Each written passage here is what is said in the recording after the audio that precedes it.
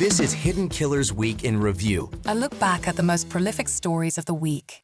This is Hidden Killers Live with Tony Brueski, Stacey Cole, and Todd Michaels.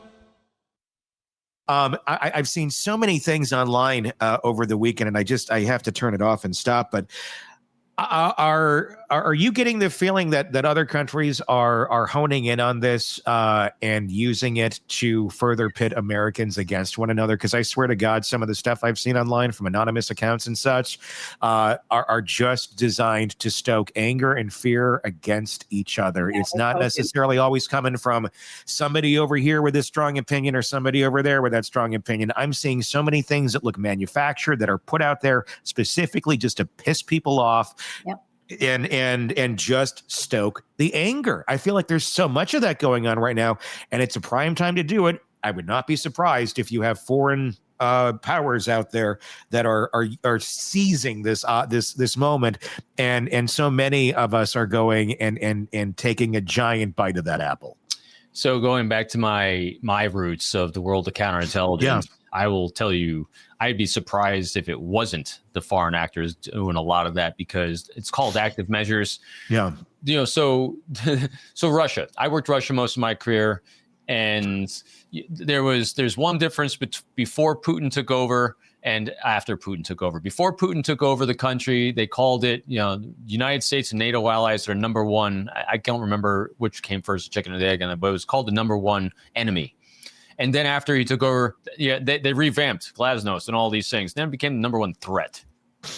And so nothing's ever changed. The easiest, and you and I have talked about this, I think, Tony, was the easiest, cheapest way to take down a world power like the United States is not to match us military for military. That'll never work. Our GDP is too high. You just can't.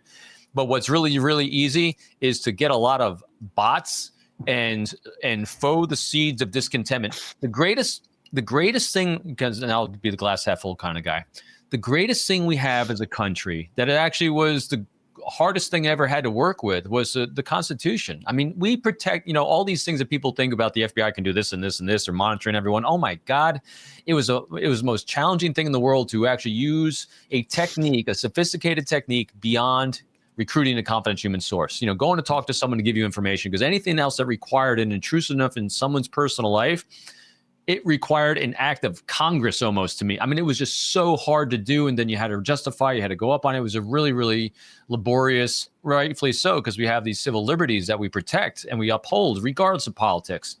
And what happens is that we have this Constitution, which gives us the freedom of speech. So it's a great tool and resource we have the Constitution and the Bill of Rights as a nation, but it's also the greatest vulnerability, because this is what these foreign actors will come in and do, because they will go on these online platforms. They will sow this discontent, because the greatest threat that we have, that any organization and institution has, again, let's look at my love of history. The thing that binds us together as a species beyond the 150 numbered tribes of the chimpanzees is our ability to have a belief system. And the greatest, believe it or not, the greatest belief we have is in these pieces of paper. It's like the only reason we exist as a country is because we have a collective group of people that believe in a piece of paper about this thing called the Constitution. The reason why we have commerce is because we believe in this thing called cash. Because we say it has value, it has value.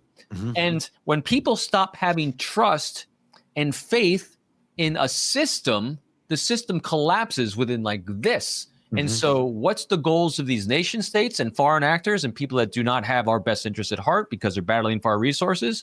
The easiest thing to do is have us defeat ourselves through a lack of trust and confidence in our organizations, institutions. And so that's why it's so important for when we see the negative, we flush it out, but also when we see the effort being made to reinstitute a trust and faith in our organizations, institutions, that we do so. And in cases like this, it's very, very probable that foreign actors are coming in to capitalize on people having distrust of each other, our institutions, our organizations, blah, blah, blah. We're not good at deciphering when it's just someone else's opinion or it is someone that's trying to to pit us against each. I mean, we're good at pitting ourselves against each other by ourselves. But when we add that in, I don't think. I mean, how do we avoid any of this? I mean, it feels like we're not bright enough as a society to recognize a lot of these things when it's being thrown at us like that. And whether it's a foreign actor or it is Joe Bob down the road with his opinion, we're not good at dealing with the content, whether it came from Joe Bob or if it came from Russia. We're immediately angered or diametrically opposed, and we don't have the curiosity there. How on earth do we pull this back where people don't just dig deeper into their tribes and then sow more seeds of hate against one another? I mean, it seems so damn hopeless right now. Ego suspension is the hardest thing in the world to do, but it's the only solution to it. Again, 22 plus years of reps of learning how to let go of what I thought and try to embrace what someone else is saying. If you want to make that connection, that's the only way we're going to do it. I mean, just so here, we'll do our little thought experiment here. And we see this all the time in the movies. We see it all the time when it plays out, when someone posts it on the news. And we can actually do our little thought experiment right now regarding this assassin. So right now, he's not cooperating with law enforcement. All right. So, and they got him in isolation. He's not talking to anyone. But because we have a track record of understanding he's got a need to correct others, he has a need for pontificating and giving his thoughts and opinions, even if he's called quiet, he still has a need for a human connection. And so at some point, if you want to be successful in eliciting exactly what was on his mind, because he's got a record of telling you exactly what's on his mind, at some point, you put an empathetic law enforcement officer in there to have a conversation with him. And the way you have a conversation with him is to try to understand, hey, what was that inspiration to kind of start walking that path all those years ago? And you just sit and listen. Allow him to teach and educate you, because that's what he wants to do. And you be curious about those things. As he says one thing that you haven't quite heard before, you make note of it, you explore it. Again, you be actively curious. I can almost guarantee you that's exactly what is going to happen. Because think about this.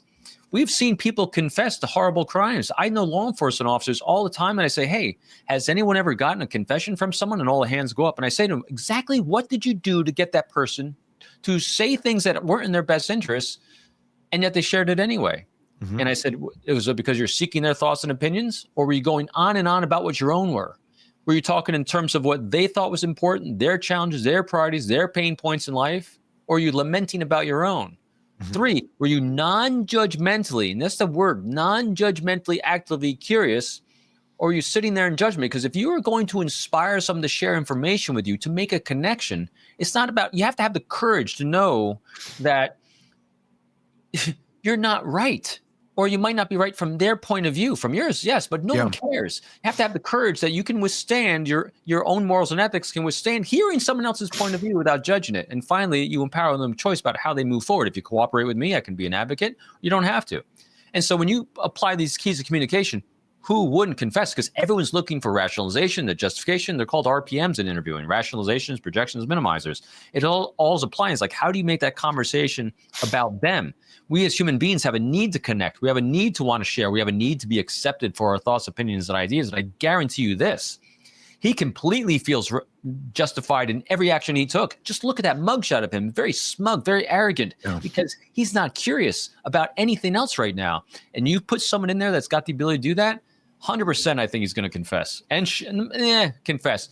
To the right person, he will share all those data points. I think his lawyer is going to tell him whether to confess or not. Interesting. I mean, we seem to be in a very different, obviously we are in a very different world than we were many years ago. And it's not like sending your children off to college and they're going to go explore new things. They're going to explore different ideas. Their opinions may change. They may try this belief for a little bit, try that. I mean, a lot of people do that. That's life. That's how we evolve. It's how we really figure out who we are from out of the nest. It's the dangers of those connections that we make. That seems to be the big difference than what we used to have. And we hear terms like radicalization and things like that. And a lot of times immediately, and we've talked about this the other week, the thing that I think a lot of us of certain ages of, 30, 40, 50, Plus, we think of like Islam and we think of 9/11 and that sort of radicalization. It's happening in your living room on video games. It's happening on, Call of Duty. It's happening on, and I'm not just trying to pick on a certain game. It's happening on all that sort of shit. And there's nothing wrong with playing those games. I get it. But there are people out there where it is being radicalized. And I know we think like there's this boogeyman in the corner that's pulling the kids in, and I'm going to radicalize you with this belief. They're radicalizing each other, like just their own circles of hate and anger. And while we all simulate murdering each other, let's air all of our grievances. And there's not the loving critic or the adult in the room that says, everybody take a breath. Let's not keep getting so amped up in this. There's not the foreign actor or somebody else amping these kids. They're doing it to themselves because there doesn't seem to be anybody else that's telling them to take a break, or even if they are, they're feeling more empowered over here in this group of all these people who are just reconfirming their echo chamber of beliefs and having no desire to hear anybody over here saying, hey, take a breath. Life's more than this. And they're not saying, they're not sitting around saying, hey, we're a bunch of radicals. They're not, because they don't think of themselves as that. And I think that, like, are we completely missing the boat here in this country where this stuff is going on literally in our own eyes, in our own rooms, our own living rooms, on our television? I mean, this stuff is happening directly in front of us, but we don't seem to grasp that that's what's going on. I don't think we want to admit it's going on. I don't think we want to accept that people can be so easily radicalized, which they can. And I don't think we don't want to think about this idea that there's this whole generation of young people that have been brought up in a very different world than the rest of us have, where fear has been the ongoing theme. I mean, this guy's 22. Fear's been the ongoing theme of society pretty much his entire existence.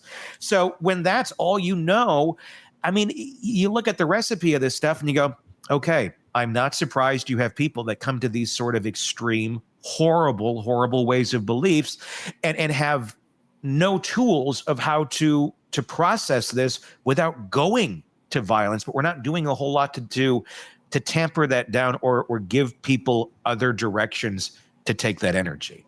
Want more on this case and others? Then press subscribe now and don't miss a moment of true crime coverage from Tony Brueski and the Hidden Killers podcast.